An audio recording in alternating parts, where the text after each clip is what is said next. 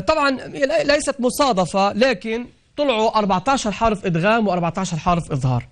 عندنا باللغة نحن بنقول 29 حرف قطعا، لكن بنزيد عليهم الهمزة وإلا هن 28 حرف، 14 حرفا إدغام و14 حرفا إظهار. يعني هيدي اللام بس يجي بعد منا عندنا 14 حرف هلا بنشوفهم بتكون مظهرة فيهم، و14 حرف بتكون مدغمة. الحروف الإظهار هن ألف باء غاء حاء جاء كاء واو خاء فاء عين قاف ياء ميم ها، مجموعة في التعبير ابغي حجك وخف عقيمه.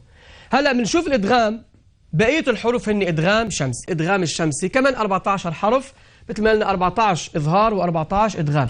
يعني لام التعريف بس يجي بعد منا هول الحروف الطاء ثاء صا را تاء إلى آخره بتكون مدغمة، يعني لا تلفظ هذه الطاء. الملونين بالأحمر مجموعين ببيت الشعر طب ثم صل رحما تفز ضف ذا نعم إلى آخره، لكن احنا بيهمنا هول الحروف طاء ثاء صا را تا ضا إلى آخره. هول هن الحروف اللي بتكون عندهم لام التعريف مدغمة، يعني غير ظاهرة.